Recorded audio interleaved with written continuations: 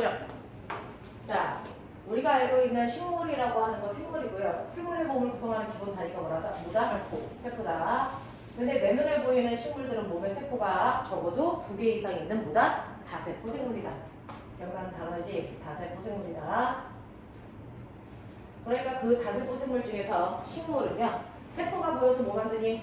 세포가 모여서 세포가 모여서 뭐 만드니? 세관이요. 이라인 개놈의 새끼들 조직. 됐어? 조직이 모여서 뭐 만들어? 조직계. 조직계가 모여서 기관이 모여서 개체라고 하는 식물의 하나의 몸통이 만들어지는 거죠. 자, 근데 이러한 식물에 우리가 알고 있는 개체를 구성하는 기관을 보면, 그래서 번식하는 것과 관계가 있는 아이들을 우리가 뭐라고 하냐면 그거를 생식기관. 생식기관에 해당되는 대표적인 게 꽃과 열매. 자, 그걸 뺀 나머지는요, 광합성한 결과 생긴 영양분이 저장되는 기관이야. 그래서 양분이 저장되는 기관이다. 그래서 우리는 이걸 영양기관. 그 영양기관에 속하는 게 뭐 있어? 뿌리, 줄기, 잎. 됐어? 기억나 이제? 자, 그 중에서요. 첫 번째 우리 밑에서부터 배웠어요. 우리 식물을 크게 2개로 나누는데 이렇게 씨를 심었을 때 거기서 떡잎이 몇 개 나와? 2개 나와. 그럼 뭐라 그래? 쌍떡잎 식물이라 라고 얘기하고요. 씨를 심었는데 잎사귀가 하나 나와. 그럼 뭐라 그래? 외떡잎 식물이야. 하지만 이렇게 떡잎이 몇 개 나오는 것만 봐도 우리는 얘가 나중에 컸을 때 어떤 뿌리의 구조를 갖는지, 어떤 줄기의 구조를 갖는지, 어떤 잎의 구조를 가질 건지 예측할 수 있다. 기억나니? 자, 그 중에서 얘가 만약에 시간이 지났어요. 뿌리는 어떤 모양이야? 가장 완벽한 모양, 중심이 되는 뿌리가 있고 거기에 이렇게 달린 뿌리들이 있죠. 이걸 뭐라 그래? 고든 뿌리. 자, 그런가 하면요. 외떡잎 뿌리 모양이 뭐야? 이렇게 되어 있죠. 네, 이거를 우리가 수염 뿌리 이렇게 표현한다고 그랬어. 그 다음에 줄기요. 줄기를 보면 이 줄기가 됐어. 옆으로 딱 잘랐을 때 줄기 안에는 물이 이동하는 통로, 영양분이 이동하는 통로 뭐가 있어? 관다발. 됐어. 얘네들은 관다발이 있는데 그 관다발의 모양이 쌍둥이 식물은 어때야 돼? 규칙적 배열을 가져야 되죠. 맞냐? 네. 외떡잎 식물은 관다발의 배열이 어때야 돼? 불규칙해. 그 이유가 뭐라 그랬어? 쌍둥이 식물만 이 가운데 뭐가 있다? 이씨. 줄기가 두껍게 자랄 수 있는 뭐가 있어? 형성층. 이게 있어서 관다발 배열이 규칙적인 거고요. 외떡잎 식물은 형성층이 없어서 줄기가 두껍게 자라지 못해. 그래서 관다발의 배열이 불규칙적이고 안쪽에 있는 게 무슨 관? 체관. 아니 물관. 뿌리에서 흡수한 물이 이동하는 통로. 물관. 바깥쪽이 무슨 관? 체관. 체관. 공부 안 하냐? 자, 그 다음에 잎사귀 모양. 됐어? 잎사귀에는 이렇게 뼈다귀의 역할을 하는 뭐가 있어? 인맥. 자, 그 중에 쌍둥이 식물은요. 인맥이 이렇게 배열됐어. 무슨 맥? 그물맥. 외떡잎 식물은 인맥이 이렇게 생겼어. 무슨 맥? 인맥이 그다음에 나란하죠. 그래서 뭐예요? 나란히 맥. 저 개새끼를 죽여버리도록 하자. 내가. 되겠어? 자, 이렇게 된다. 자, 그 중에서요. 우리가 알고 있는 것처럼 뿌리는요. 어떤 짓을 하죠. 그걸 우리가 기능 그래요. 뿌리의 기능 뭐라고 해요? 지, 뽀 이거죠? 자, 첫 번째 지가 뭐예요? 지지작용, 몸을 지탱하는 거. 두 번째는 저장작용. 세 번째는 호흡작용. 네 번째가 흡수작용. 이렇게 되는 거죠. 그 중에서 이 흡수가 뿌리에서 일어나는 고유한 되겠냐? 네. 줄기의 역할은 똑같아. 호, 알겠냐? 말만 들어. 똑같다고요. 지지작용, 그 다음 저장작용, 그 다음 무슨 작용? 호흡작용, 그 다음이 뭐였어? 그렇지. 관다발을 통해서 물질을 운반해요. 택배 아저씨. 알겠어? 네. 그 다음에 잎의 구조요. 자, 잎은요. 어떤 역할을 합니까? 잎은 광합성. 그 다음에 호흡. 그 다음이 증산작용. 요거 하죠. 그래서 증산작용에 대한 문제를 풀고 있는 거였어. 이게 증상. 알겠냐? 네, 그게 증산작용에 대한 얘기지. 박탱아. 그러면 우리는 가장 완벽한 쌍둥이 식물의 잎사귀를 옆으로 잘라. 자, 세로로 자르지 않고 가로로 자르는 걸 멋진 말로 나는 횡단면으로 잘랐어요. 이렇게 얘기해. 그랬을 때 잎을 이렇게 옆으로 잘랐을 때 잘린 단면을 보는데요. 만질 수 있는 윗부분 또는 아랫부분을 뭐라 그래? 표피. 진짜 이씨. 표피라고 하는 데서 세포들이 모여있는 층이야. 광합성이 안 되는. 자, 맞아요. 광합성을 할 수 없는 표피. 자, 그중에서 앞쪽에서 보이는 표피 밑에는 됐지? 세포들이 빽빽하게 배열되어 있어. 이게 뭐야?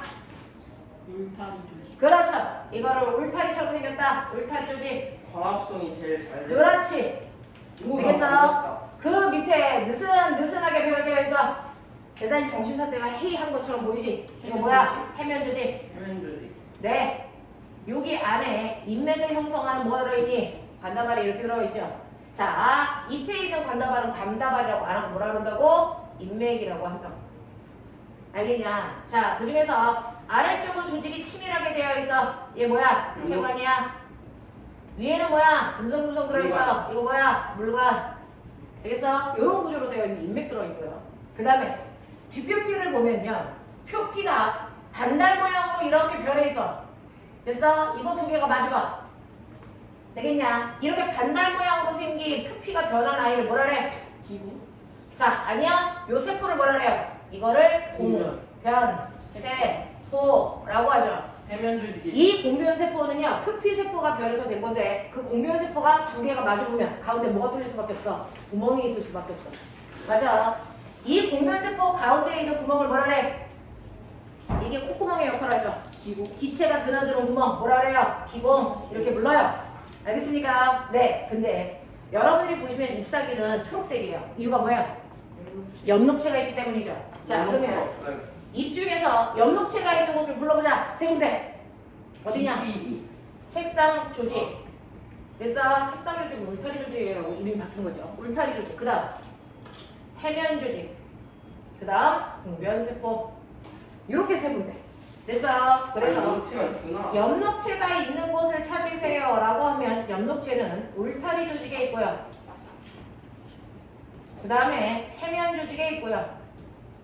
그 다음에 공변세포에 있는데 이 중에서 가장 광합성을 많이 할 수 있는 곳이 어디 것 같아? B. 세포가 빽빽해서 엽록체를 제일 많이 가지고 있는 거 울타리 조직. 그 다음이 해면 조직. 그 다음 공변세포. 알겠습니까? 여기서 광합성할 수 있다 라고 하는 거고, 그 다음에 이러한 잎의 기능 아까 말씀드렸어요. 증산. 광합성, 호흡, 증산. 그 중에서 우리가 증산작용이 뭐니 그랬더니 증산작용은 식물의 몸속에 있는 물을 무슨 상태로 바꿔? 수증기. 그렇죠. 수증기 상태로 바꿔서 주로 하루 중에 낮 동안에 어디를 통해? 구멍. 어디로 나가? 그 구멍 이름이 있겠지? 기구. 기공을 통해서 하루 종일 낮 동안 나가는 거예요. 증산작용이라고 해. 알겠어? 그러면 이런 증산작용 왜 해? 왜 수증기 형태로 물을 버리죠? 그건 오늘처럼 뭐하니까? 그렇게 더우니까. 알겠습니까? 그래서 여러분들이 기억하셔야 되는 이러한 덥고. 증산작용은요, 여러분들이 아시는 것처럼 식물의 뭐를 유지하기 위해서, 체온 유지하기 위해서 땀 흘리는 역할이고요. 그걸 통해서 항상 몸의 수분량이 일정한 양을 가질 수 있도록 수분량을 뭐한다? 조절하는데, 그럼 물을 흡수하는 곳은 어디니? 물 어디서 흡수해? 뿌리털에서 흡수해서. 됐어? 걔가 뭘 타고 올라가? 뭐 타고 올라가? 줄기 어디? 물건. 물관. 나 물이 이동하는 거야. 됐어? 그래서 입까지 가서 입에서 물이 밖으로 나가는 거잖아요. 이게 증산작용이잖아요. 그러면 이렇게 뿌리에서 물을 흡수해가지고 어렵게 물관을 타고 올라갔는데 입에서 버린다는 거야. 그래서 왜 버릴까? 첫 번째는 체온 조절해야 되고 두 번째는 수분량을 조절해야 되는데, 자, 그러면 물을 버리는 장소가 왜 꼭 위야? 그래야 밑에서 끊임없이 물을 흡수해서 위까지 올라가면서 물 속에 있는 그 무기 양분들을 필요로 하는 곳에 갖다 줄 수 있게끔 하기 위해서죠. 됐어? 그래서 온몸에 필요한 무기 양분을 그래서 필요한 곳으로 공급하기 위해서 위에서 그래서 물을 버리는 거예요. 이게 증산작용이야. 그러면 이렇게 오늘처럼 햇빛이 쨍쨍하고요. 더운 날은 기공의 크기가 어때야 될까? 커야죠. 그래서 증산작용 활발히 해야죠. 그래서 자 그랬다가 추운 겨울이나 밤이 되면 기공이 뭐합니까? 쓱 닫혀요. 그래서 기공이 열렸다 닫혔다 열렸다 닫혔다 이거 누가 조절할까? 누가 조절할까? 공변세. 자 이거 누가 조절합니까? 그건 바로 공변세포 구성하는 세포. 얘 누구?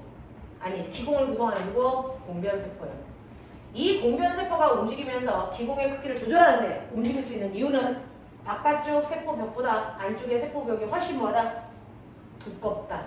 그래서 수축 이완 운동을 할 수 있다. 기억나냐? 되겠어? 그러면 입에서 증산작용을 하고 있다는 거 증명해봐. 어떻게 하면 돼? 어떻게 하면 돼? 물이 들어있는 이렇게 실험관에다가요. 그래서 내가 하나는 잎사귀가 달려있어. 또 하나도 잎사귀가 달려있는데 비닐종이로 쌀 거야. 그리고 또 하나는 아예 잎사귀가 없어. 자, 이 중에서 물이 쭉쭉쭉쭉 줄어드는 건 뭐야? 기억. 기억이 제일 많이 줄어들어. 그 다음 예. 니은. 그 다음 뭐야? 이거. 네, 디귿이요. 그러면 디귿이 물이 가장 안 주는 이유는 뭐야? 입이 없어. 네, 잎이 없어서 증산작용 안 일어나기 때문이고. 자, 그러면 기억에 비해서 니은의 증산작용이 적게 일어나는 이유는 뭐야? 니은은 비닐봉지에 붙여 있어. 맞아. 비닐봉지에 gat혀 있어서 비닐봉지에 수증기가 꽉 차면 더 이상 물이 증발할 수 있어 없어? 네, 그럼 수증기가 꽉 찬 상태는 무슨 상태? 포화 상태. 됐어? 이 얘기였잖아. 이제 좀 보이니? 하겠니? 자, 시험지 펴봐. 자, 가지고 있는 시험지 보셨죠? 자, 시험지 보시면 소명아 1번 보자. 1번에 A 이름 써. 빨리. A, B, C, D, E 이름 써.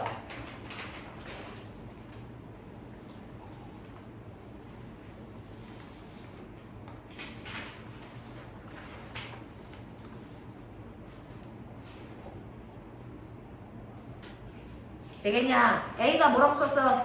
A가 표피. 표피. B는 울타리 조심. 울타리 조직. C는 울타리 밑에 듬성듬성 있는 거 해면 조직이야. 되겠어? D가 뭐니? 인맥. 네, 맞아요. 물관과 체관으로 되어 있는 인맥을 그린 거고요. E는 뭐니? 기공.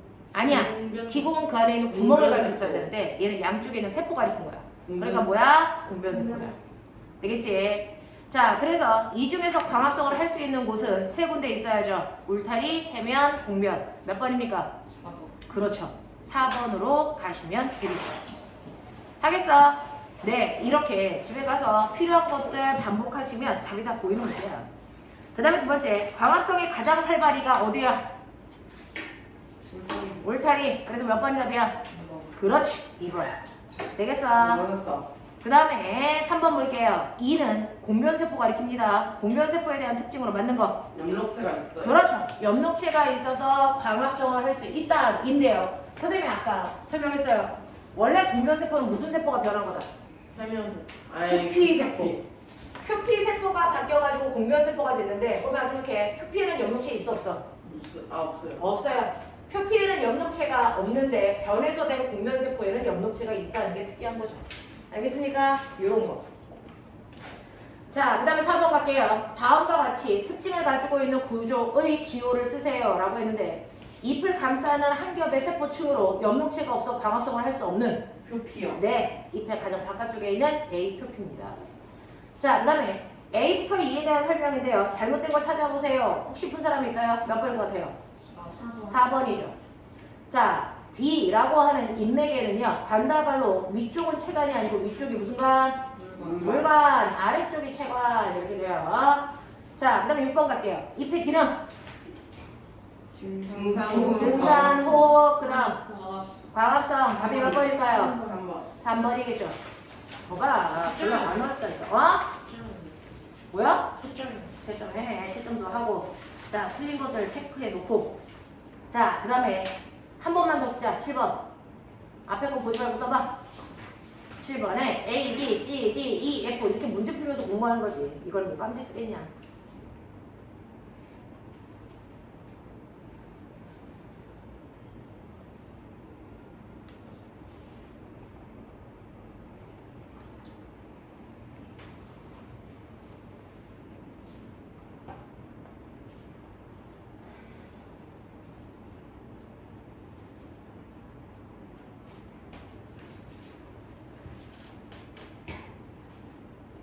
되겠죠? A 뭐야? 표피. 표피. B 울타리. C 해면. D는 D 물건. 물건. E 체관. 채관. 됐어. F는요 기공을 가리킨 것 같죠? 그래야 G가 공변세포겠죠. 됐어. 그래서 F는 기공이고 G는 공변세포예요. 뭐 이런 거죠. 자, 그럼 이 중에서 틀리게 설명한 게 있겠대. 몇 번? 2번이요. 엽록체가 있는 곳은요. B, C, G. 알겠어? 네, B, C, G고요. A에는 엽록체 없어요. 표피에는.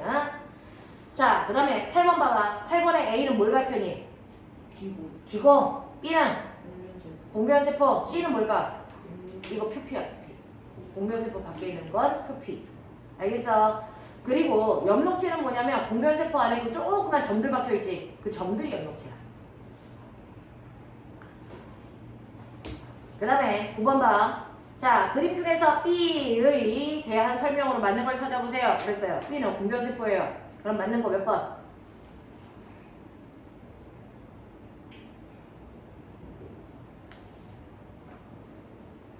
2번. 네, 공변세포는 광합성합니다. 엽록체가 있어서. 되겠죠? 자, 그 다음에 10번 보시면 자, 한 번만 더 이름. 다 뭐라고? 기공. 나는 뭐라고? 공변세포. 공변세포. 다는 뭐라고? 표피. 그냥 표피세포야. 얘는. 그죠? 자, 그럼 맞는 것 중에 빨리 찾아. 2사.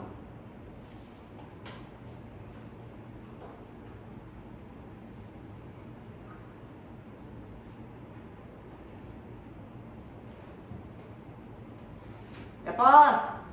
2사. 2번과 4번. 자, 나는 기공의 개폐, 열었다 닫았다 하는 걸 개폐라고 해요. 멋진 말로. 그래서 공변세포는 기공을 열었다 닫았다 하는 일에 관여하는 거고요. 그 다음에 4번 보시면 나는 기공 쪽의 세포벽이 바깥쪽보다 두꺼워서 수축이완 운동을 할 수 있다라고 아까 말씀드렸어요. 자, 11번 볼게요. 다음 보기는 잎의 기공이 열리는 과정을 순서 없이 한 겁니다. 라고 했습니다. 자, 이거를 순서대로 맞게 한 걸 찾으세요. 라고 했는데 이거는 4번인데요. 4번인데 따라와봐. 실제로요. 공변세포는 언제 수축해서 기공 열어요? 라고 하면 첫 번째 세포 주위에서 공변세포로 물이 들어와.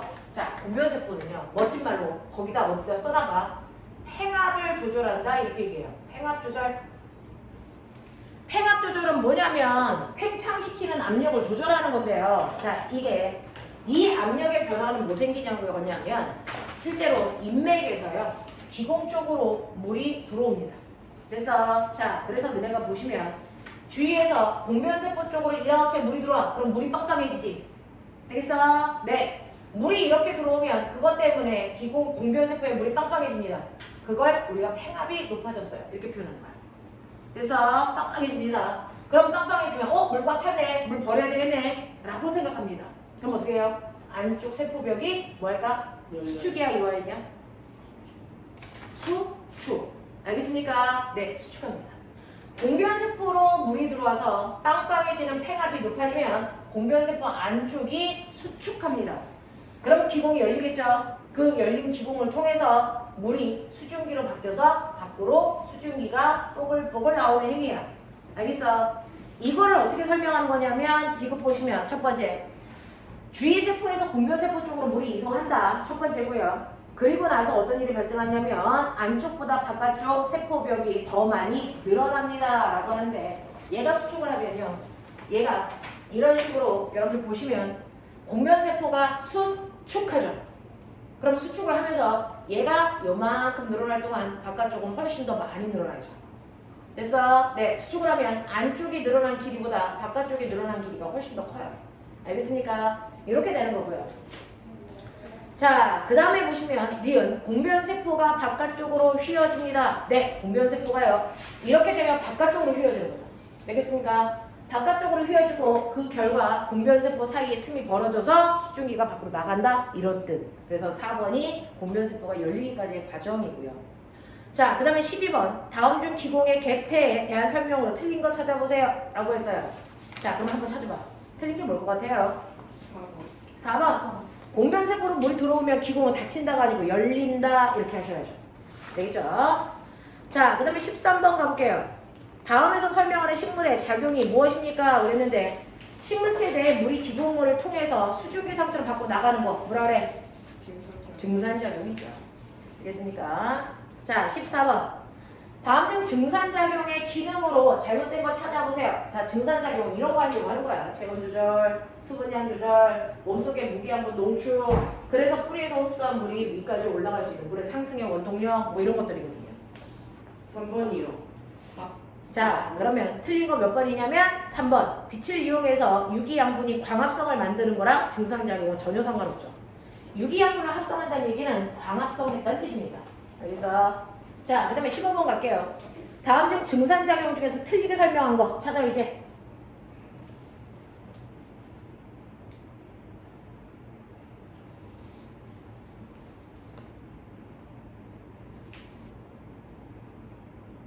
몇 번일 거니? 4번이요. 4번이죠. 습도가 높고 바람이 많이 불 때 라고 했는데 꼬맹아, 증산작용이 잘 일어나는 조건을 저번 주에 선생님이 설명했는데 빨래가 잘 마르는 조건, 빨래 조건이라고 했어.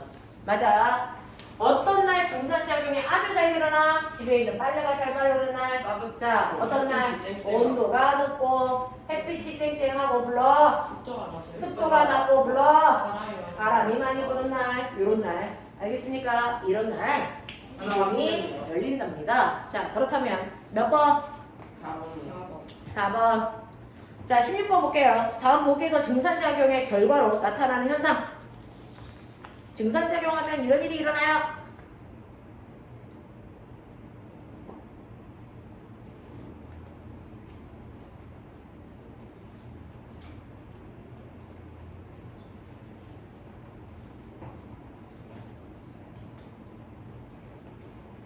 뭘 것 같습니까? 바람아이요. 3번. 네, 3번입니다. 식물의 체온을 조절할 수 있고요. 물이 줄기를 통해서 잎까지 올라갈 수 있는 물의 상승의 원동력이 되고요. 그리고 식물체에 대해 수분량을 조절할 수 있어요. 자, 17번 그림 낯설지 않네. 찾아봐.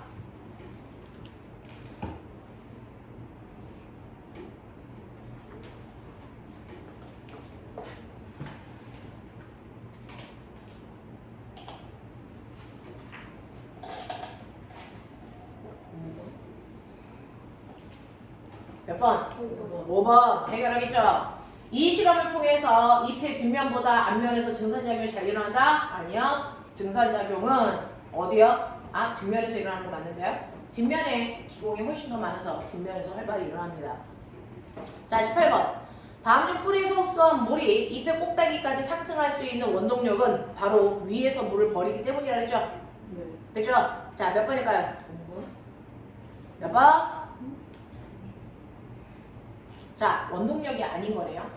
자, 원동력이 아닌 거 찾으세요. 라고 하면 일단은 뿌리에서 물을 빨아들이는 힘. 이거 뭡니까? 뿌리근, 압력암, 근환.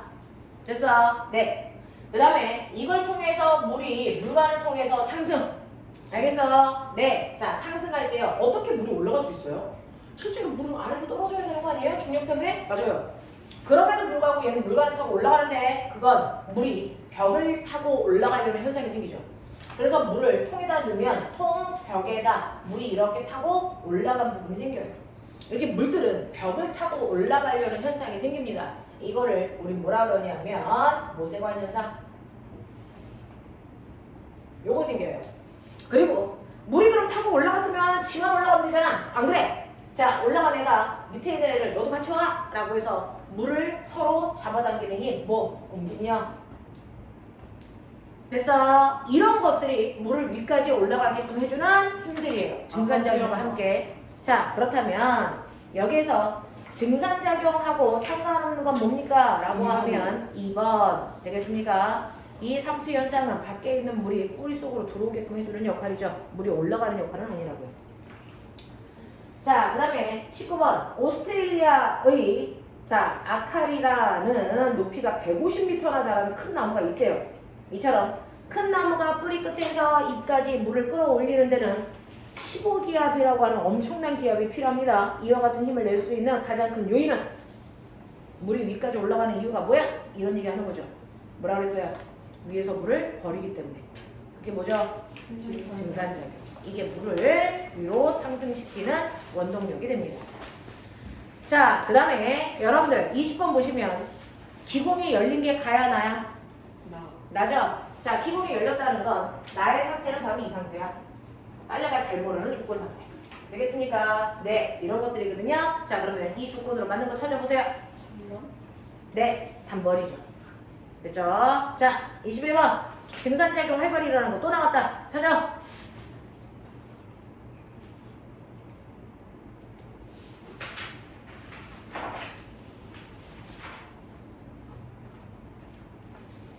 올 것 같아. 몇 번?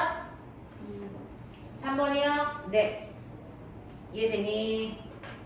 자, 그 다음에 22번 갈게요. 같은 양의 물이 담긴 실험관 3개의 식용유를 떨어뜨린 다음에 다음과 같은 나뭇가지를 하나는 있고 뭐 이렇게 해서 실험을 합니다. 자, 그 중에서 가는 잎이 있는 가지를 햇빛이 없는 곳에 두었어. 증산작용 잘 할까 안 할까? 안 하겠죠.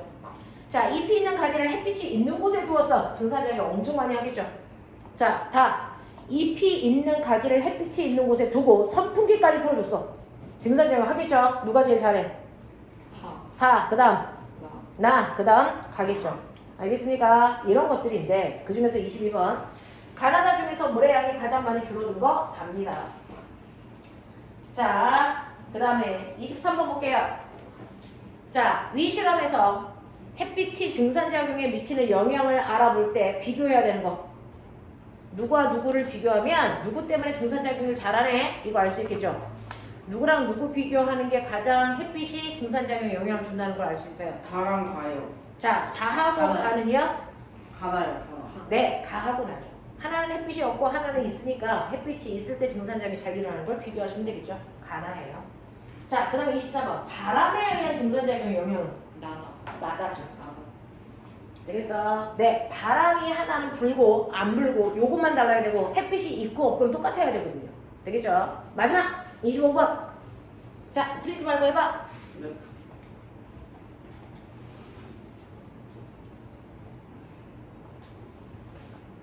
선생님 여기 햇빛이 있는데 햇빛은 모두한테. 네, 햇빛은 모두한테 가고 있어요.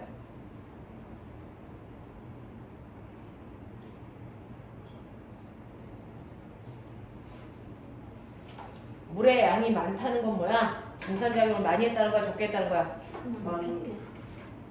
증산작용을 적게 했으니까 물이 많이 남아있겠죠? 물이 많이 남아있는 순서대로 쓰라는 거예요. 이런 말 잘 읽어야 돼요. 자, 그럼 몇 번이 답이니? 5번이요. 5번이죠. 물이 가장 많이 남아있는 건 증산작용을 제일 조그만 거 찾는 거죠. 알겠습니까? 네, 그래서 라가 증산작용을 제일 조금 해서 물이 제일 많이 남아있어요. 이런 뜻입니다. 되겠어? 그래서 답은 5번.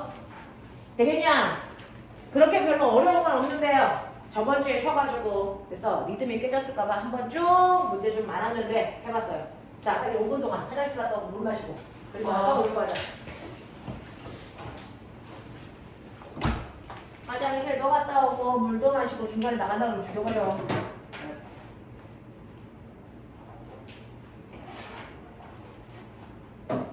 여행은 안 갔다 왔어? 네. 그럼 엄마 아빠가 코로나 걸려서 아무 데도 못 갔어요. 우와. 원래 레고랜드 가려고 했는데. 요즘에 코로나 걸린 사람들 엄청 많아가지고요. 그래서 엄마 아빠랑 각자 방에 갇혀가지고 아무것도 못하고. 엄마 아빠가 나와서 밥 먹을 때 좋지. 그냥 아무것도 못하는데.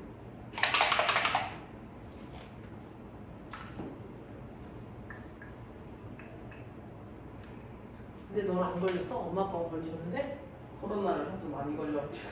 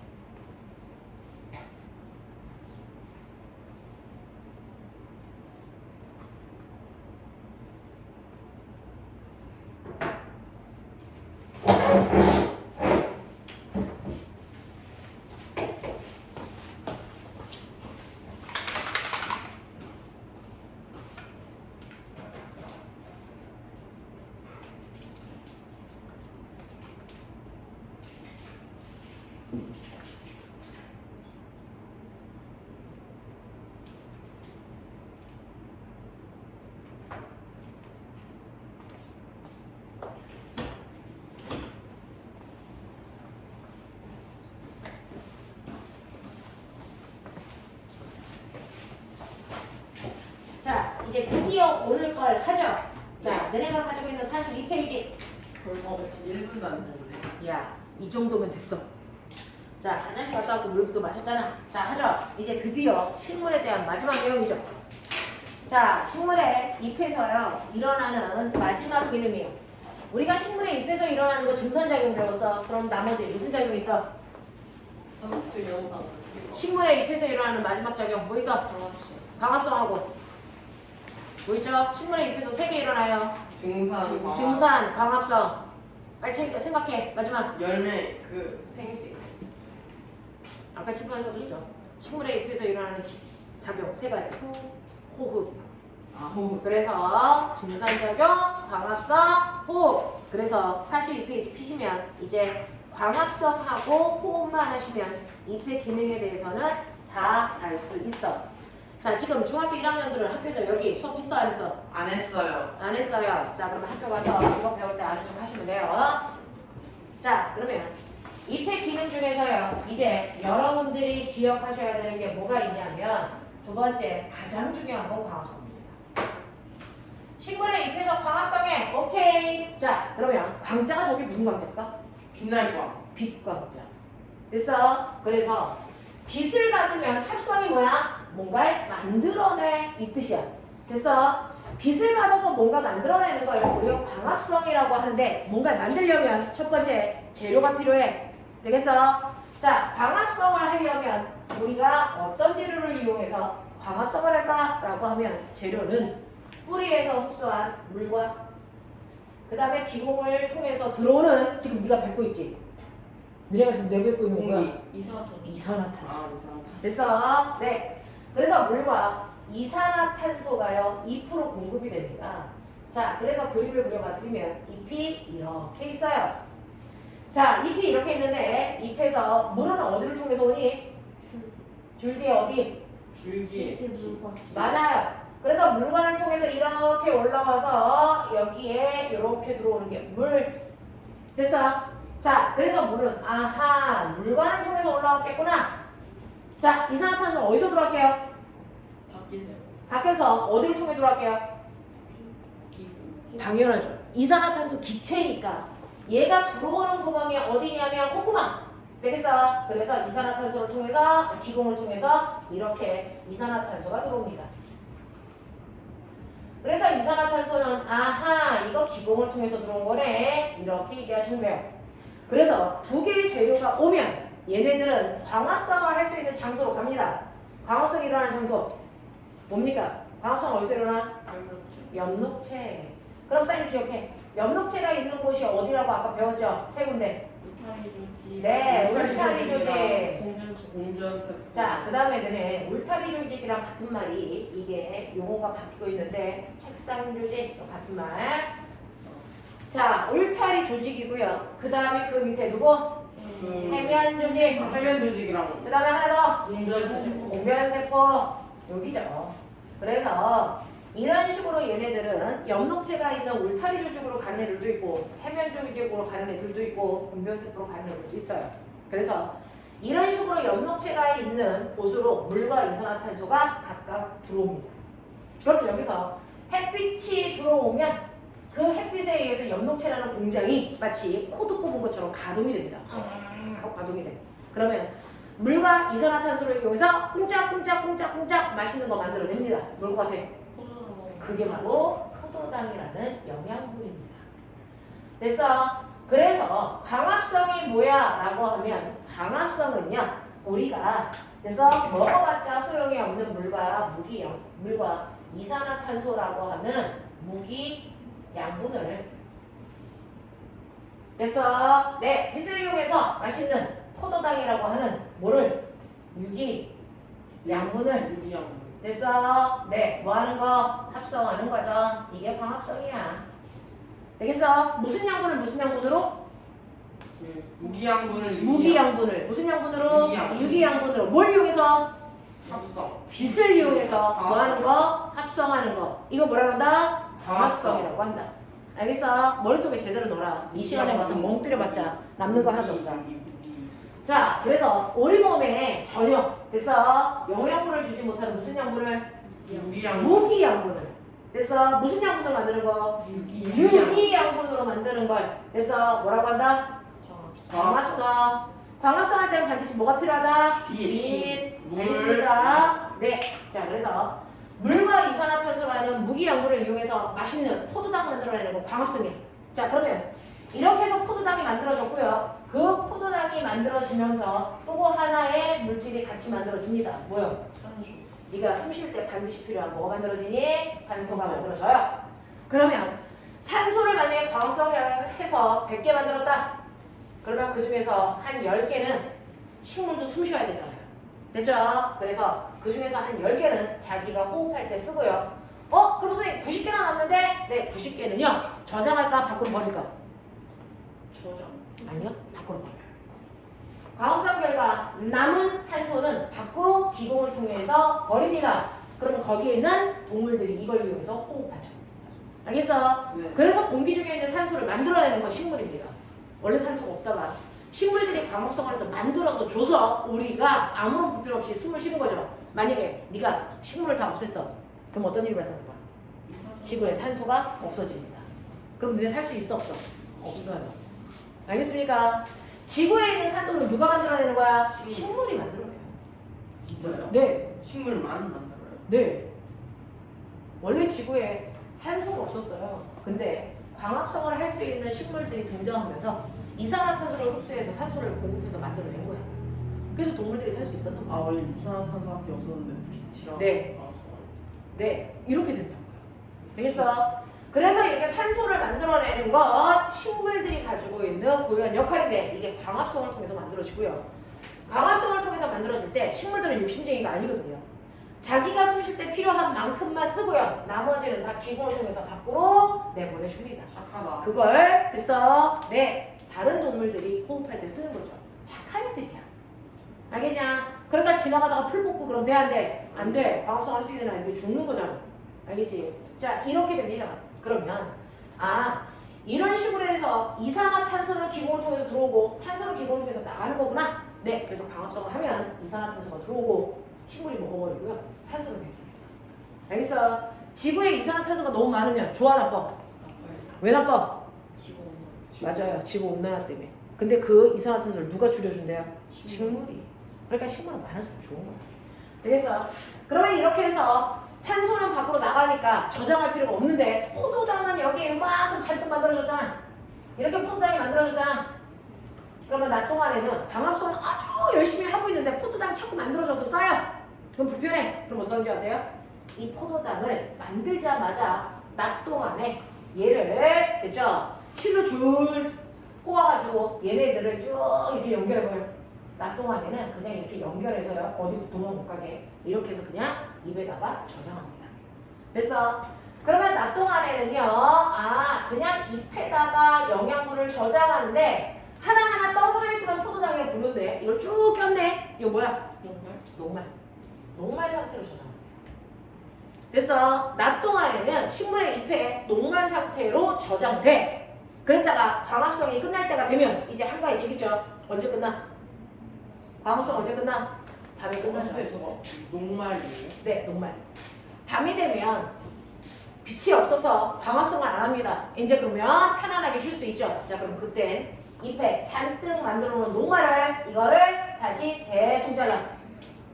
그래서 이걸 다 뜯으면 포도당인데 대충 잘라. 그 대충 잘라놓은 걸 우리 뭐라 그러냐면 설탕이라고 불러요. 설탕 상태로 만들어서 얘를 필요로 하는 자기 몸의 부위에다가 이동시켜서 뭘로 만듭니까? 열매로 저장. 그러면 동물들은 이 열매를 따서 먹으면 되죠. 알겠어? 이거야. 그러면 이 설탕 상태로 바꿔가지고요. 이거를 몸에 필요한 곳으로 전달해야 되는데 못하고 내려가니? 기공? 맞아요. 어딜 통해서 이동합니까? 바로 체관을 통해서 필요한 장소로 이동시켜줘요. 알겠어? 그래서 밤이 되면 영양분을 이동시키는 거예요. 근데 어디를 통해서? 체관을 통해서 이동합니다. 되겠어? 그래서 자기가 원하는 장소에 도착을 하면 다시 그 열매 속에 저장하겠죠. 근데 열매가 만약에 벼, 보리, 옥수수, 감자, 고구마 이런 애들이라면 영양분을 녹말 상태로 변화시켜서 저장하고요. 만약 그게 아니고 포도, 양파 이런 애들이면 그래서 영양분을 포도당 상태로 저장시키고요. 만약에 그래서 땅콩, 호두 이런 거면 지방으로 저장하는 거죠. 알겠어? 그냥 콩이면 단백질로 변해서 저장시켜요. 그래서 실제로 얘네들이 각각의 열매에 가서 저장할 때는 열매의 종류에 따라서 녹말 상태로 저장되는 애들도 있고요. 포도당 상태로 저장되는 애들도 있고요. 지방으로 바뀌는 경우도 있고요. 단백질의 상태로 저장되는 경우도 각각 있단 말이야. 그래서 얘는 잘 안 나오니까 물어볼 필요 없고요. 생각할 필요 없고 어디까지만 기억한다? 요거 두 개만 기억한다. 되겠어? 실제로 광합성을 통해서 만들어지는 상태는 무슨 상태? 포도당. 포도당. 그래서 낮 동안에는 어디 목각이 쭉 끼어놓죠? 무슨 상태로 저장해? 녹말. 그래서 낮에는 잎을 보면 녹말 상태로 영양분이 저장되어 있는 걸 확인할 수 있어요. 알겠어? 그랬다가 밤이 되면 체관을 통해서 이동해야 되는데 녹말은 너무 크니까 중간에 대충 잘라서 무슨 상태로 이동시켜? 맞아요. 물에 잘 녹는 설탕 상태로 바꿔서 어딜 통해 이동해? 필요한 곳을 어디를 통해서 이동해? 체관으로. 체관을 통해서 이동해서 필요한 곳에 갖다 줍니다. 그래서 열매를 만들어 저장해 놓으면 동물들이 배고플 때마다 따서 먹어. 알겠어? 이런 시스템. 그러니까 식물들이 얼마나 열심히 노력하고 있는 거예요. 알겠죠? 이게 바로 광합성이야. 납득돼? 선생님 열매를 안 맺는 애들은 광합성을 열매를 안 맺진 않아요. 그래서 식물들은요 반드시 열매를 맺습니다. 왜? 열매가 나중에 그 안에 뭐가 있어요? 씨. 그래서 네 씨를 만들어야 되기 때문에 열매를 맺지 열매를 안 맺는 애는 없어요. 되겠냐? 그래서 그 동물들한테는 열매를 주고요. 그 안에 있는 씨는 우리가 안 먹고 뱉잖아요. 그러면 그게 다시 땅속으로 들어가서 다시 새싹이 돋아서 다시 식물이 자라는 거. 되겠어? 이런 과정을 계속 반복한다 라고 하는데 여기 봐. 수업 시간에 자꾸 집중력이 깨지면요. 그래서 우리가 저번 주에 한 주 딱 결과하기 했는데 그럼에도 불구하고 배웠던 게 기억이 하나도 안 나잖아요. 근데 신기한 거 알아요? 우리가 한 주 쉬지 않고 2주 쉬면 아까 맨 처음에 와서 쓰는 주기율표 쓸 수 있을까 없을까? 그조차도 까먹어요. 그래서 공부는 하면은 급격하게 티가 안 나는 것처럼 보이지만 안 하면 급격하게 티가 나요. 그러니까 꾸준히 보시면 되고요. 그리고 이런 것들 사실은 물화생지라고 하는 과학은 4가지 영역으로 되어 있어요. 물리, 화학, 생물, 지구과학. 그래서 그 중에서 생물하고 지구과학은 암기할 게 많은 것처럼 보이지만 사실은 여러분들이 잘 들어보면 원인과 결과가 있거든요. 그냥 난잡하게 낮에는 녹말, 밤에는 설탕 이게 아니고요. 왜 그렇게 되는지가 다 나와 있잖아요. 그래서 그 이유를 잘 이해하고 있으면 암기할 게 적어요. 그래서 가끔 가다가 남자애들이 생물은 너무 암기할 게 많아서 공부하고 싶지가 않아요 라고 하는데 그건 원인 없이 외워서 그래요. 그래서 다 시스템에 구조가 있거든요. 잘 들어서 이해할 수 있게끔 하시면 돼요. 자, 그래서 식물에요. 잎에는 3가지 기능이 있습니다. 그 중에서 첫 번째 증산작용이라는 거 저번 주에 했고요. 오늘은 광합성하고 있어요. 그래서 자, 그럼 보면 얘기해봐. 광합성이 뭐였니? 광합성은 물이랑 뭐로 합성하는 거? 물과 이산화탄소 무슨 양분? 무기양분을 무기양분을 무슨 양분으로? 유기양분으로 합성하는 건데 무기양분이 뭐야? 물이랑 이산화탄소 그렇지. 물과 이산화탄소를 이용해서 유기양분이 뭐야? 포도당 포도당 만드는 거. 알겠어? 포도당 만드는 거. 자, 그러면 무기양분을 유기양분을 합성하기 위해서 반드시 필요한 게 뭐였어? 빛. 오케이. 그래서 빛을 이용해야만 합성할 수 있다. 그래서 광합성. 알겠니? 성준아, 얘기해봐. 광합성이 뭐야? 맞아요. 이거 고등학교 올라갈 때 특목고 가는 애들이 있어요. 어제 이제 영재학교가 딱 끝났는데 영재 과학고, 그 다음에 과학고등학교, 그 다음에 자사 이런 데 가는데 항상 과학에서 많이 물어보는 게 광합성이 뭐니? 이런 거 되게 많이 물어보거든요. 머릿속에 제대로 두세요. 자, 그 중에서 물은 어디로 와? 어디를 통해서 와? 체관 이씨, 아니 물관 물건 타고 올라와.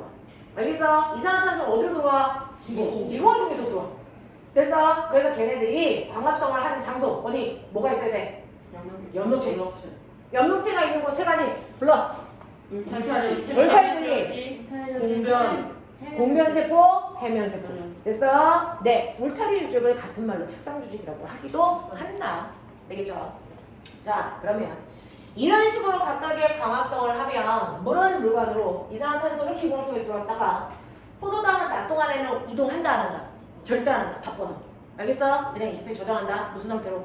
묶어서 녹말 녹말 상태로 저장했다가 밤이 되면 이동한다. 무슨 상태로? 설탕 설탕 상태로. 어디를 통해서? 체관 체관이라는 KTX 타고 가는 거야. 알겠어? 이런 거. 되겠죠? 이게 바로 광합성이다 라고 하는 거고 산소는 만들어지자마자 지가 필요한 만큼만 쓰고 밖으로 내보내진다. 알겠습니까? 그래서 너네가 가지고 있는 42페이지 이 큰 그림이 선생님이 칠판에 그려놓은 그림이야. 알겠어? 왜? 내 그림하고 제 그림하고 달라? 네. 똑같게 그렸거든 새끼야? 눈 똑바로 뜨거든? 내 그림이 훨씬 더 잘 보이거든? 그치? 네. 선생님. 그쵸? 자, 그러면 나 궁금한 게 있어. 선생님, 그러면요, 정말요, 식물이야. 낮 동안에 이동시키지 않고 녹말이라는 형태로 입에다 저장하는 거 맞아요? 증명해주세요. 이런 새끼들이 있어. 증명해주세요. 있다는 새끼들이 있죠. 그러면 우리 또 굴하지 않고 증명합니다. 그래서 자, 먹어요. 잎을 먹어서 저 새끼가 죽나 안 죽나요? 일단은 먹을 수 있나 없나를 확인하고 자, 단지 확인을 해봐요. 닥치고 좀. 자, 그러면 잎에 녹말 상태로 영양분이 저장되는지를 확인하는 거야. 포도당 확인하는 게 아니고. 자, 그럼 어떻게 하냐면 일단은 잎사귀가 하나 있어. 얘가 열심히 광합성을 하고 있을 거야. 자, 근데 실제로 광합성을 통해서 여기에 녹말이 생겼는지 아니면 다른 현상으로 녹말이 생겼는지 모르니까 하루 동안에 얘를 금식을 시켜. 광합성을 못하게. 그래서 햇빛이 들지 않는 어둠 상자 안에 얘를 가둬. 그러면 얘를 어둠 상자에다가 가두는 이유는 얘는 하루 동안 지금 낮이야 밤이야? 뭐라고 생각할까? 모르게 네, 어둠 상자에다가 집어넣으니까 지금 밤이네. 그러면 내가 만들어 놓은 영양분을 다 이동시켜야지. 그래서 잎에 영양분을 하나도 없게끔 해버려요. 됐어? 그래서 속을 비우는 과정을 한단 말이야. 얘가. 되겠죠? 그래서 이렇게 어둠 상자에다가 하루 동안에 저장을 해놓으면 잎에 있었던 모든 영양분이 없어져요. 그리고 나서 드디어 꺼냅니다. 자, 이렇게 드디어 꺼내서 됐죠? 네, 햇빛을 받게끔 합니다. 그럼 그때부터 허기졌으니까 열심히 뭐 할까? 광합성하겠죠. 그래서 열심히 쿵짝쿵짝 광합성을 해서 포도당을 만들었다가 얘를 뭘로 만들어서 녹말 상태로 만들어서 잎에다가 저장하겠죠. 알겠어? 네. 그리고 나면 이제 어떡합니까? 이 잎사귀를 따요. 따서 됐죠? 정말 여기에 녹말이 만들어졌는지 내가 확인하는 겁니다. 그래서 식물을 죽이겠다는 얘기가 아니고 확인할 겁니다. 그러면 일단은 녹말인지 아닌지를 확인할 수 있는 검출 시약이 있어요. 초딩 때 배웠는데 녹말만 만나면 색깔 변화시키는 시약. 양배추 지시약도 있지만 초딩은 맨날 그런 거 쓰더라. 자, 뭐 쓰냐면 아이오딘. 그렇지. 아이오딘과 칼륨 용액. 아이오딘과 칼륨 용액이 너무 길잖아요. 그래서 그냥 우리는 말할 때는 아이오딘 용액이라고 부르지만 원래 이름은 아이오딘과 칼륨 용액이야. 자, 이거를 떨어뜨리면 녹말이 있으면 녹말이 있는 부분이 얘 때문에 색깔이 바뀌어요. 무슨 색? 초록색 네, 초록색, 청담색으로 바뀌어요. 근데 문제 있어요. 잎은 원래 무슨 색이야? 초록색이니까 초록색으로 바뀌어도 티가 날까 안 날까? 안 나겠죠. 됐어. 그래서 얘 떨어뜨리기 전에 먼저 잎이 초록색이 아니게끔 탈색시켜야 됩니다. 자, 그러면 잎은 왜 초록색으로 보일까? 광합성을 해서 염록체 때문이야. 자, 그러니까 일단은 잎을 띄자마자 염록체를 제거하면 잎은 누렇게 바뀌어. 됐어? 마치 단풍 든 것처럼 누렇게 바뀐단 말이야. 그러면 첫 번째 잎을 뜯고 나서 염록체를 제거해야 되겠네? 맞아? 염록체를 어떻게 하면 제거할 수 있어? 라고 하면 에탄올에다 넣고 살짝 에탄올에 넣었다가 살짝 빼면 에탄올에 염록체가 녹아나는 거야. 저는 잎이 누렇게 뜹니다. 알겠어? 그래서 염록체를 제거하기 위해서 에탄올에다가 잠깐 넣었다가 빼시면 돼요. 그럼 잎은 노랗게 돼요. 그리고 나서 그 다음에 아이오딘 용액을 떨어뜨립니다. 그러면 색깔이 뭐로 바뀌어요? 청담색으로 바뀌죠? 그렇다는 건 잎에 뭐가 들어있다? 녹말이 들어있다. 그래서 이 녹말을 어떻게 만들어졌다? 광합성을 통해서 만들어진 거구나. 확인할 수 있다. 알겠습니까? 그 실험을 너네들이 가지고 있는 42페이지 맨 밑에 그림이야. 자, 맨 밑에 그림이 얘는 그 실험을 한 게 아니네요. 자, 이 실험 어딘지 찾아볼게요. 어디 있습니까? 잎사귀 뜯어가지고 막 이런 거 하는 실험이 있어? 어디 있어? 뭐야? 이 새끼 막 그런 실험 안 해? 잎사귀 뜯어가지고 녹말 만들어지는지 확인하는 실험. 네, 이 책에는 없어요. 뭐야? 이 책에는 그 실험이 없어요. 진짜 없어? 선생님이 요거는 나중에 이 실험은 뽑아서 드릴게요. 자, 그래서 이렇게 잎에서 녹말이 만들어지는지 확인하는 실험 이렇게 하시면 되고요. 됐죠? 이게 바로 광합성입니다. 자, 그럼 꼬맹아, 광합성은요. 내가 광합성을 할수록 열매가 많이 맺히잖아. 그러면 너네 배 안 고파도 돼. 열매 엄청 많으니까 배고플 때마다 계속 먹어도 돼. 됐어? 네, 이렇게요. 광합성을 많이 하게 되면 유기양분이 많이 만들어지니까 열매가 많이 맺혀. 그래서 사람들이 배고파서 죽는 사람들이 없단 말이죠. 됐어? 그러면 어떻게 하면 광합성을 활발하게 많이 할 수 있을까? 이게 과학자들이 해야 되는 고민이었어. 그건 이미 해결이 됐어요. 식물이 똑같은 식물인데 광합성을 10배, 20배 많이 하게 하는 방법. 광합성량에 영향을 미치는 조건 3가지. 빛. 맞습니다. 정확합니다. 광합성을 할 때는 빛이 필요하기 때문에 빛을 많이 공급하면 광합성을 많이 하겠죠. 또 어떤 줄 아세요? 밤에도 햇빛을 비추는, 다시 말해서 형광등을 틀어놓잖아요. 그럼 낮이라고 생각하고 광합성을 계속합니다. 그래서 빛이 있는 동안 그 빛이 햇빛이어도 되고 형광등 빛이어도 되고 상관없어요. 빛이 있는 동안은 낮이라고 생각하고 계속 광합성 합니다. 됐어? 그래서 빛의 세기를 세게 할수록 광합성이 잘 일어나요 라고 하는 거 기억해 두시면 되고, 두 번째는요, 광합성 할 때 필요한 재료를 막 집어넣으면 되겠죠? 뭐요? 물은요, 좁았자 증산작용을 자꾸 버려요. 아, 소용이 없어요. 그렇죠. 이산화탄소를 많이 공급할수록, 이산화탄소 이렇게 써요, CO2. 이산화탄소를 많이 공급할수록 광합성 활발히 일어납니다. 재료가 많아지니까. 자, 그 다음에 세 번째 어떤 줄 아세요? 너네 북극에서 광합성 잘하겠냐? 아니면 열대지방에서 잘하겠냐? 열대지방에서 잘하겠죠? 온도가 높을수록. 이렇게 3가지가 광합성에 영향을 주는 요인이야. 햇빛, 이산화탄소, 온도. 그 중에서 요 2개는요, 빛이나 이산화탄소의 양을 증가시켜요. 여러분들이 햇빛의 양을 증가시켜도 되고 이산화탄소의 양을 증가시켜도 상관없습니다. 양을 0이었다, 10이었다, 20이었다, 30이었다, 40이었다 이렇게 양을 증가시키면 광합성 양이 쭉쭉쭉쭉쭉쭉쭉 늘어나요. 알겠어? 자, 그러면 와, 좋다. 무한대까지 늘어나면 좋겠죠? 근데 그러지는 않아요. 그래서 왜? 식물의 엽록체의 개수가 한정되어 있어서 아무리 바빠도 공장을 풀가동하고 나면 더 이상 가동할 수가 없잖아요. 되겠어? 그래서 광합성량이 어느 정도까지만 증가하다가 더 이상 증가하지 않고 일정이죠. 그러다가 반대로.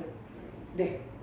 되겠어? 네. 그래서 실제로 이렇게 광합성량이 증가하는데 햇빛이나 이산화탄소는 많아지면 광합성량이 어느 정도까지만 증가하고 그 다음은 일정해지니까 과학자들은 되게 얍삽하죠. 요때까지가 언제인지를 찾는 거야. 빛을 얼마나 주면 그 새끼가 광합성을 최고로 많이 해? 딱 고양과. 이산화탄소 얼마 줄 때 제일 잘해? 고양. 됐어? 딱 그만큼만 주. 최고예요. 되겠어? 네. 그럼 선생님, 온도는요? 온도는요? 높아지면 광합성 어떤 것 같아요? 똑같아요. 당연히 활발해지죠? 자, 근데 그래프 모양이 이런 달라요. 그래서 따로 그리는 거예요. 어떤 것 같습니까? 쭉 계속 올라가요. 올라가다가 쭉 올라갈 거죠? 아니요? 쭉 떨어집니다. 예? 왜요? 아, 너무 뜨거우면 다 죽어서. 알겠습니까? 네, 이거예요. 그래서 식물들은 대략 40도 근처까지만 광합성 양을 활발했다가 그거보다 높아지면 엽록체가 파괴돼서 죽습니다. 그래서 광합성입니다. 되겠어? 그래서 요 3가지가 가장 광합성을 잘할 수 있는 그 조건을 찾아서 그 상태를 만들어 놓은 게 비닐하우스예요. 비닐하우스. 그래서 한겨울에도 여러분들, 그래서 네, 한여름에도 우리가 막 딸기 같은 거 먹죠? 실제로 여름에 딸기가 나오니 안 나오니? 나와요. 절대 나오면 안 되는 거죠. 그래서 네, 딸기를 겨울에 딸기가 겨울에 나오는 거예요, 여름에 나오는 거예요? 겨울에 나오는 거죠. 여름엔 먹을 수 없는 거죠. 근데도 우리가 먹을 수 있는 건 비닐하우스가 있기 때문에. 그래서 뭐 이렇게.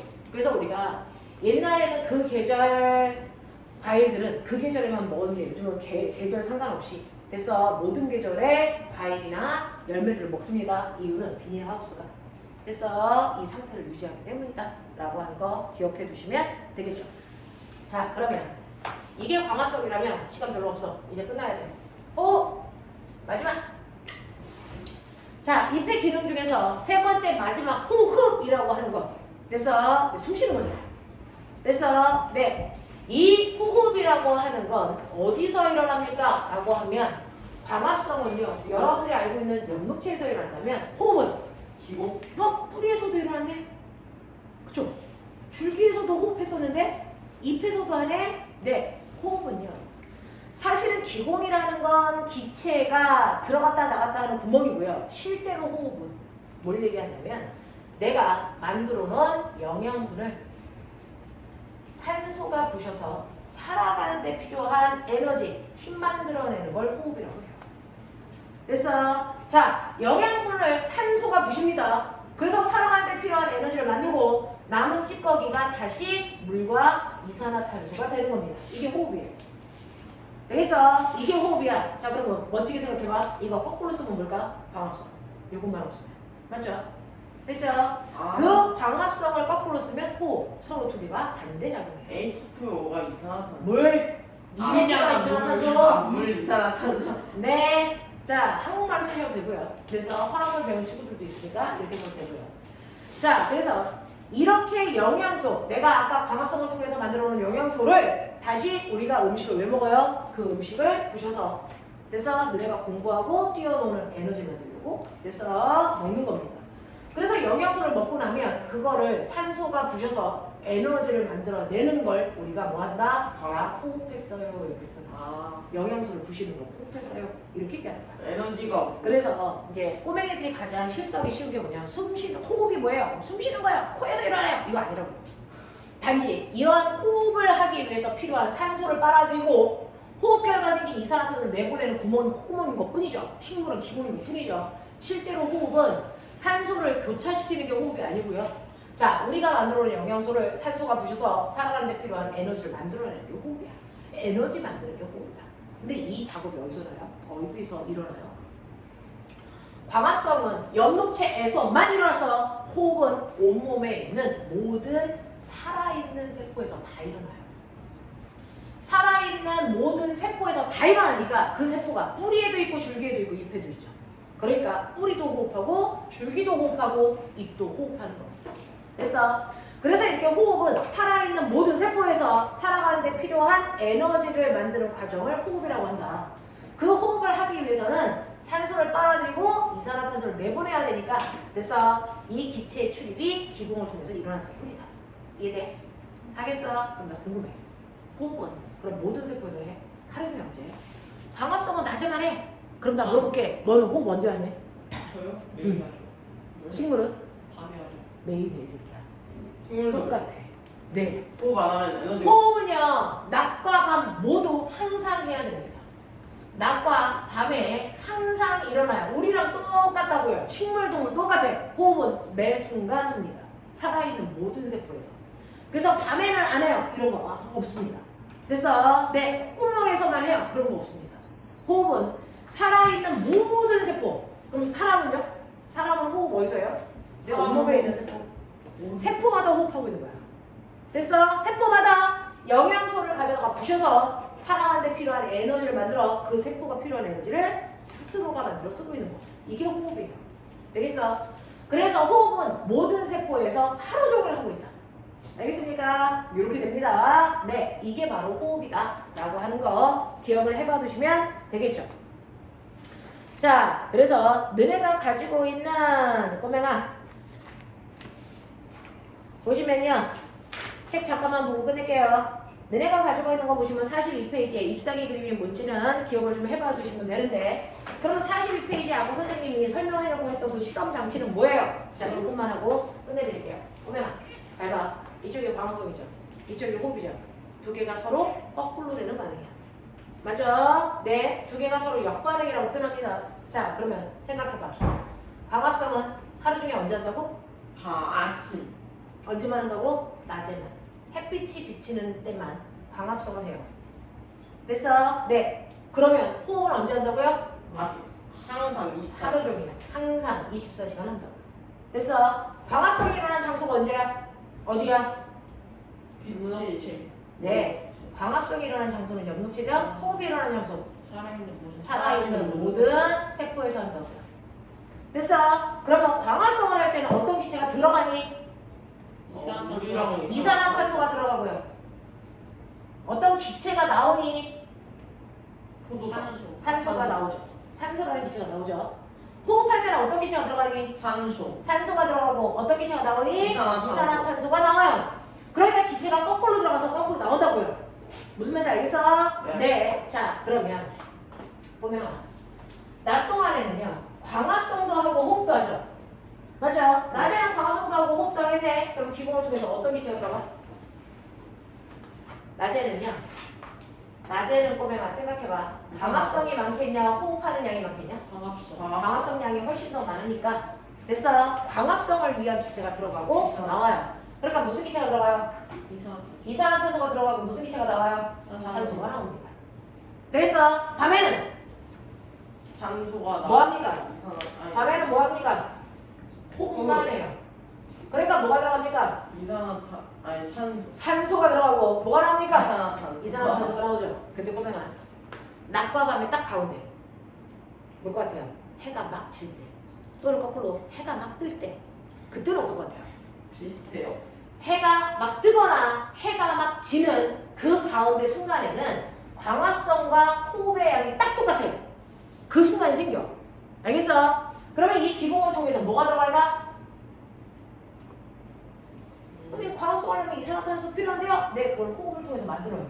좀 흡수할 필요가 없어요. 지가 호흡해서 만들어진 이산화탄소 쓰는데요.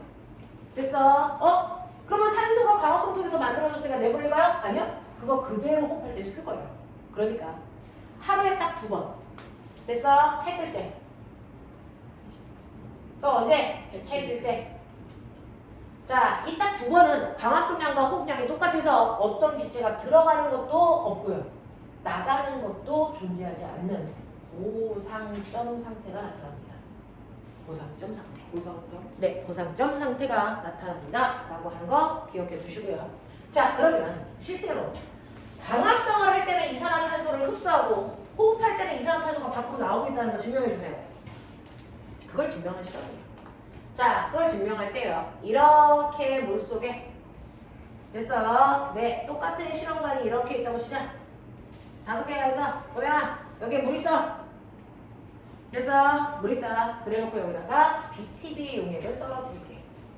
BTB 용액은 특이하게요. 이산화탄소가 많아지면 무슨 색으로 바뀌냐면 황색, 노란색. 그리고 이산화탄소의 양이 중간이면 됐어. 초록색, 녹색. 그리고 이산화탄소의 양이 줄어들면 뭐? 파란색. 이렇게 바뀌어요. 됐어? 네. 자, 그래서 이산화탄소가 늘어나고 있는지 줄어들고 있는지는 BTB 용액의 색깔만을 보면 되는데 내가 여기다 물을 집어넣고요. 여기다가 BTB를 한 방울씩 똥똥똥똥 떨어뜨려요. 그러면 맨 처음에 떨어뜨렸을 땐 녹색일 겁니다. 그리고 나서 꼬맹아 여기다 물고기 집어넣어. 물고기가 이 안에서 뭐하게? 그렇죠. 그럼 여기 이산화탄소 양이 뭘까요? 증가하겠죠. 그러니까 BTB 용액은 무슨 색으로 바뀔까요? 노란색으로 바뀝니다. 맞아. 이런 거. 자, 여기다 빨대를 꼽아서 재원이가 여기다가 입김을 하품하면서 혹 하고 집어넣어. 그럼 어떻게 될까? 입김 속에 뭐가 많니? 이산화탄소가 많아요. 그럼 무슨 색으로 바뀔까요? 노란색으로 바뀌죠. 알겠어. 여기다 물풀 집어넣어요. 물풀 집어넣는데 햇빛을 쨍쨍 내려치게 합니다. 그럼 이 색이 뭐 할까요? 광합성 하겠죠? 그럼 이산화탄소가 늘까 줄까? 줄어요. 줄겠죠? 무슨 색으로 바뀔까? 파란색으로 바뀝니다. 근데 이 새끼는 은박지로 쌓여요. 자, 은박지로 싸면 햇빛이 들어갈까 안 들어갈까? 안 돼요. 안 들어가죠. 밤인 줄 알아요. 그럼 이게 뭐 할까? 오. 합니다. 그러면 이산화탄소의 양이 뭘까요? 늘어나죠. 그럼 무슨 색입니까? 노란색으로 바뀌어요. 알겠어? 그 다음에 여기에 싹이 막 트고 있는 싹퉁콩. 싹퉁콩을 집어넣을게요. 자, 이 싹퉁콩을 이해해서 뭐 할까요? 광합성 호흡. 과합성. 호흡이요. 아직 싹은 텄는데 잎사귀는 안 만들어졌거든요. 됐어? 네. 싹은 텄는데 잎사귀가 아직 나오지 않아서 광합성을 할 수 없고요. 싹 트는 시기가 생장기야. 가장 생장을 활발히 해야 되니까 호흡을 급하게 합니다. 그래서 이산화탄소의 양이 급격히 많아집니다. 그래서 이때 노란색으로 바뀌어요. 알겠습니까? 여기까지 이해돼? 지원, 정신 차렸어? 네. 되겠죠? 오늘은요, 내용이 많아가지고 됐어. 문제를 충분히 못 풀었어요. 자, 그래서 거기에 넘겨보시면 광합성과 호흡에 대한 설명이었어. 네. 집에 가서 부지런히 지금 배웠으니까 지금 푸세요. 46페이지부터 선생님이 조금 이따가 영상 올릴 건데 46페이지부터 49페이지까지 문제 풀어보실게. 알겠어? 여기까지 합시다.